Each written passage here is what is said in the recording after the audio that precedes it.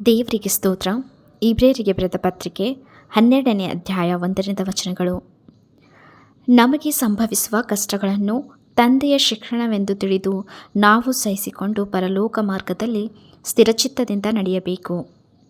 ಆದ ಕಾರಣ ಇಷ್ಟು ಮಂದಿ ಸಾಕ್ಷಿಯವರು ಮೇಘದೋಪಾದಿಯಲ್ಲಿ ನಮ್ಮ ಸುತ್ತಲೂ ಇರುವುದರಿಂದ ನಮಗೆ ಅಭ್ಯಂತರ ಮಾಡುವ ಎಲ್ಲ ಭಾರವನ್ನು ಹೊತ್ತುಕೊಳ್ಳುವ ಪಾಪವನ್ನು ನಾವು ಸಹ ತೆಗೆದಿಟ್ಟು ನಂಬಿಕೆಯನ್ನು ಹುಟ್ಟಿಸುವವನು ಪೂರೈಸುವವನೂ ಆಗಿರುವ ಯೇಸುವಿನ ಮೇಲೆ ದೃಷ್ಟಿ ಇಟ್ಟು ನಮಗೆ ನೇಮಕವಾದ ಓಟವನ್ನು ಸ್ಥಿರಚಿತ್ತದಿಂದ ಓಡೋಣ.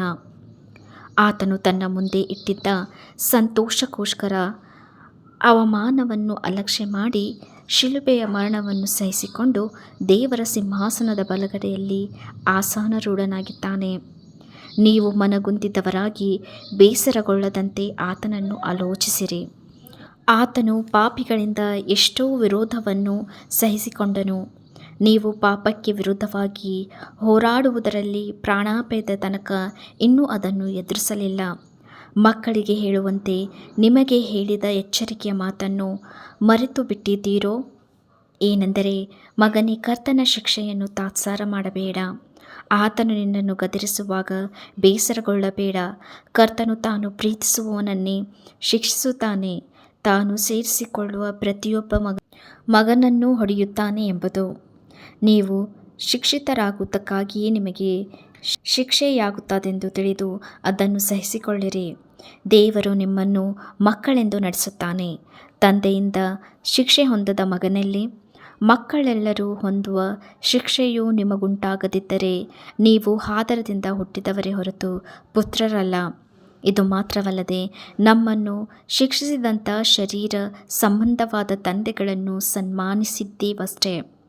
ನಮ್ಮ ಆತ್ಮಗಳಿಗೆ ತಂದೆಯಾಗಿರುವ ಆತನಿಗೆ ನಾವು ಇನ್ನೂ ಹೆಚ್ಚಾಗಿ ಒಳಪಟ್ಟು ಜೀವಿಸಬೇಕಲ್ಲವೇ?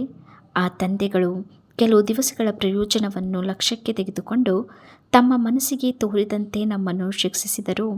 ಆತನಾದರೂ ನಾವು ತನ್ನ ಪರಿಶುದ್ಧತೆಯಲ್ಲಿ ಪಾಲುಗಾರರಾಗಬೇಕೆಂದು ನಮ್ಮ ಹಿತಕ್ಕಾಗಿ ಶಿಕ್ಷಿಸುತ್ತಾನೆ. ಯಾವ ಶಿಕ್ಷೆಯಾದರೂ ತಾತ್ಕಾಲಕ್ಕೆ ಸಂತೋಷಕರವಾಗಿ ತೋಚದೆ ದುಃಖಕರವಾಗಿ ತೋಚುತ್ತದೆ. ಆದರೂ ತರುವಾಯ ಅದು ಶಿಕ್ಷೆ ಹೊಂದಿದವರಿಗೆ ನೀತಿ ಫಲವನ್ನು ಕೊಟ್ಟು ಮನಸ್ಸಿಗೆ ಸಮಾಧಾನವನ್ನು ಉಂಟುಮಾಡುತ್ತದೆ. ಆದ್ದರಿಂದ ಜೋಲು ಬಿದ್ದ ಕೈಗಳನ್ನು ನಡುಗುವ ಮೊಣಕಾಲುಗಳನ್ನು ಸುಧಾರಿಸಿಕೊಳ್ಳಿರಿ. ನಿಮ್ಮ ಕಾಲುಗಳಿಂದ ನೆಟ್ಟಗೆ ಮುಂದೆ ನಡೆಯಿರಿ. ಹೀಗೆ ಮಾಡಿದರೆ ಕುಂಟಗಾಲು ಉಳುಕಿ ಹೋಗದೆ ವಾಸಿಯಾಗುವುದು. ಕ್ರೈಸ್ತ ಸಭೆಯೊಳಗೆ ಯಾವ ವಿಧವಾದ ಅಪಭಕ್ತಿಯೂ ಇರಬಾರದೆಂದು ಎಚ್ಚರಿಕೆ.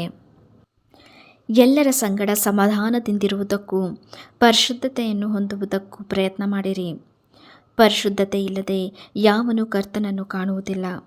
ನಿಮ್ಮಲ್ಲಿ ಯಾವನಾದರೂ ದೇವರ ಕೃಪೆಗೆ ತಪ್ಪಿ ಹಿಂಜರಿಯದಂತೆ ಯಾವ ವಿಷಯವುಳ್ಳ ಬೇರು ನಿಮ್ಮಲ್ಲಿ ಚಿಗುರಿ ಅಸಮಾಧಾನವನ್ನು ಹುಟ್ಟಿಸಿ ಸಭೆಯವರನ್ನು ಕೆಡಿಸದಂತೆ ಯಾವ ಜಾರನಾಗಲಿ ಏಸಾವನಂಥ ಪ್ರಾಪಂಚಿಕನಾಗಲಿ ನಿಮ್ಮಲ್ಲಿ ಇರದಂತೆ ಜಾಗರೂಕತೆಯಿಂದ ನೋಡಿಕೊಳ್ಳಿರಿ.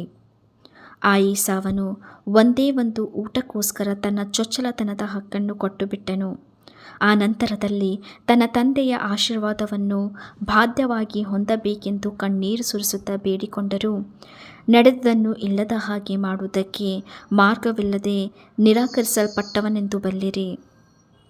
ಧರ್ಮಶಾಸ್ತ್ರವು ಭೂಸಂಬಂಧವಾದದ್ದು, ಭಯ ಹುಟ್ಟಿಸುವಂಥದ್ದು ಆಗಿದೆ. ಸುವಾರ್ತೆಯು ನಿರಂತರವಾಗಿಯೂ ಉತ್ಸಾಹ ಹುಟ್ಟಿಸುವಂಥದ್ದಾಗಿಯೂ ಇದೆ ಎಂಬುದು. ನೀವು ಮುಟ್ಟುವುದಕ್ಕೆ ಸಾಧ್ಯವಾದಂಥ ಮತ್ತು ಬೆಂಕಿ ಹತ್ತಿದಂಥ ಬೆಟ್ಟಕ್ಕೂ ಮೋಡದ ಮೊಬ್ಬಿಗೂ ಕತ್ತಲೆಗೂ ಬಿರುಗಾಳಿಗೂ ತುತ್ತೂರಿಯ ಧ್ವನಿಗೂ ಮಾತುಗಳ ಶಬ್ದಕ್ಕೂ ಬಂದವರಲ್ಲ. ಆ ಶಬ್ದವನ್ನು ಕೇಳಿದವರು ತಮಗೆ ಇನ್ನೂ ಒಂದು ಮಾತನ್ನಾದರೂ ಹೇಳಬಾರದೆಂದು ಬೇಡಿಕೊಂಡರು.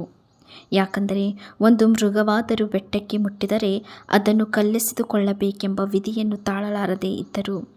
ಇದಲ್ಲದೆ ಅಲ್ಲಿ ತೋರಿದ್ದು ಅಷ್ಟು ಭಯಂಕರವಾಗಿದ್ದರಿಂದ ಮೋಶೆಯು ನನಗೆ ಬಹು ಭಯವಾಗುತ್ತದೆ, ನಡುಗುತ್ತೇನೆ ಎಂದು ಹೇಳಿದನು. ಆದರೆ ನೀವು ಚಿಯೋನ್ ಪರ್ವತಕ್ಕೂ ಜೀವ ಸ್ವರೂಪನಾದ ದೇವರ ಪಟ್ಟಣವಾಗಿರುವ ಪರಲೋಕದ ಯೆರೂಸಲೇಮಿಗೂ ಉತ್ಸಾಹ ಸಂಘದಲ್ಲಿ ಕೂಡಿರುವ ಕೋಟ್ಯಾನುಕೋಟಿ ದೇವದೂತರ ಬಳಿಗೂ ಪರಲೋಕದಲ್ಲಿ ಹೆಸರು ಬರೆಸಿಕೊಂಡಿರುವ ಚೊಚ್ಚಲ ಮಕ್ಕಳ ಸಭೆಗೂ ಎಲ್ಲರಿಗೂ ನ್ಯಾಯಾಧಿಪತಿಯಾಗಿರುವ ದೇವರ ಬಳಿಗೂ ಸಿದ್ಧಿಗೆ ಬಂದಿರುವ ನೀತಿವಂತರ ಆತ್ಮಗಳ ಬಳಿಗೂ ಹೊಸ ಒಡಂಬಡಿಕೆಗೆ ಮಧ್ಯಸ್ಥನಾಗಿರುವ ಯೇಸುವಿನ ಬಳಿಗೂ ಹೇಬೇಲನ ರಕ್ತಕ್ಕಿಂತ ಹಿತಕರವಾಗಿ ಮಾತನಾಡುವ ಪ್ರೋಕ್ಷಣ ರಕ್ತದ ಬಳಿಗೂ ಬಂದಿದ್ದೀರಿ. ನೀವು ಮಾತಾಡುತ್ತಿರುವಾತನ ಮಾತನ್ನು ಕೇಳಲೊಲ್ಲೆವೆಂದು ಹೇಳಬಾರದು.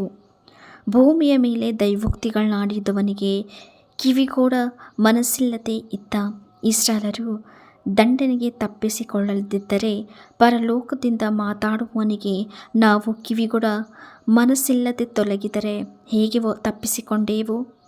ಆತನ ಧ್ವನಿಯು ಆ ಕಾಲದಲ್ಲಿ ಭೂಮಿಯನ್ನು ಕದಲಿಸಿತು. ಈಗಲಾದರೋ ಆತನು ಇನ್ನೊಂದೇ ಸಾರಿ ನಾನು ಭೂಮಿಯನ್ನು ಮಾತ್ರವಲ್ಲದೆ ಪರಲೋಕವನ್ನು ನಡುಗಿಸುವೆನೆಂದು ವಾಗ್ದಾನ ಮಾಡಿದ್ದಾನೆ. ಇನ್ನೊಂದೇ ಸಾರಿ ಎಂಬಿ ಮಾತನ್ನು ಯೋಚಿಸಿದರೆ, ಕದಲಿಸಿರುವ ವಸ್ತುಗಳನ್ನು ನಿರ್ಮಿತವಾದವುಗಳಾಗಿದ್ದರಿಂದ ತೆಗೆದುಹಾಕಲ್ಪಡಬೇಕೆಂದು ಸ್ಪಷ್ಟವಾಗುತ್ತದೆ. ಆಗ ಕದಲಿಸದೇ ಇರುವ ವಸ್ತುಗಳು ಸ್ಥಿರವಾಗಿ ನಿಲ್ಲುವವು. ಆದ್ದರಿಂದ ಯಾರೂ ಕದಲಿಸಲಾರದ ರಾಜ್ಯವನ್ನು ಹೊಂದುವವರಾದ ನಾವು ಕೃತಜ್ಞತೆಯುಳ್ಳವರಾಗಿದ್ದು ಆತನಿಗೆ ಸಮರ್ಪಕವಾದ ಆರಾಧನೆಯನ್ನು ಭಕ್ತಿಯಿಂದಲೂ ಭಯದಿಂದಲೂ ಮಾಡೋಣ. ಯಾಕಂದರೆ ನಮ್ಮ ದೇವರು ದಹಿಸುವ ಅಗ್ನಿಯಾಗಿದ್ದಾನೆ. ಈ ವಾಕ್ಯವು ಇಬ್ರಿಯರಿಗೆ ಬರೆದ ಪತ್ರಿಕೆ 12ನೇ ಅಧ್ಯಾಯ 1 ರಿಂದ 29 ವಚನಗಳು.